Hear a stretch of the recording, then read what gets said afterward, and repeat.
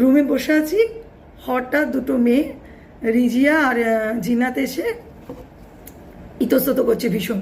আমি তো বুঝতে পারছি কি বেশ কিছুক্ষণ দিদি দিদি করছে, কিন্তু বলতে আর পারছে না। তারপর আমাকে দুটো চিকচিকির প্যাকেট ধরিয়ে দিয়ে বলছে, দিদি আপনার জন্য এটা এনেছি। ভয় পাচ্ছে আমাকে, জানে দিদি বকবে। আমি তো বুঝে গেছি তখন কি যে দিয়ে তারপর দেওয়ার পর এই যে কাণ্ড দেখুন কি অবস্থা।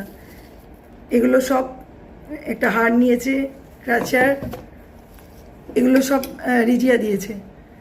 এই যে কানের, তারপর এই যে এটা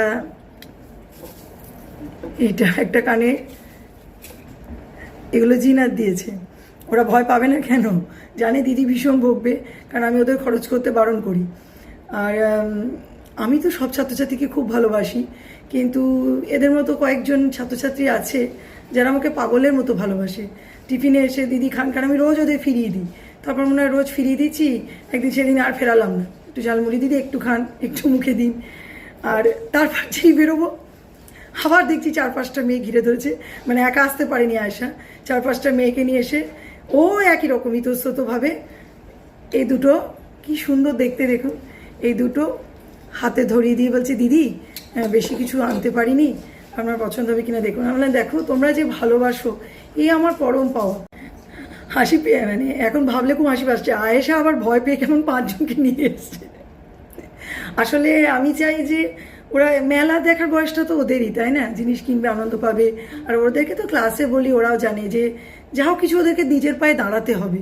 এবং সবচেয়ে আগে যেন ওরা যদি ওদের মা বাবার জন্য কিছু করে, আমার খুব শান্তি হবে। আর যদি কেউ নিজের পায়ে দাঁড়িয়ে আমাদেরকে দিদিমণি টিচারদের এসে একদিন মিষ্টি খাই দিও, তাহলে আমাদের খুব ভালো লাগবে।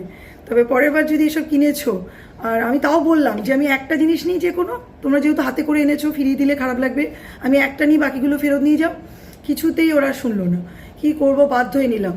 কিন্তু পরের বার যদি কিনেছো তাহলে কিন্তু খুব খারাপ হবে, আমি নেবো না কিন্তু। তাও আমি ভাবছিলাম ফেসবুকে দেবো কি দেবো না, অনেকক্ষণ ভাবার পর দিলাম। দেখলাম আমি তো সবই শেয়ার করি, আর এই ভিডিওটা শেয়ার হয়ে থাকলে ভবিষ্যতে যখন আমি দেখবো আমারও ভালো লাগবে, ওদেরও ভালো লাগবে।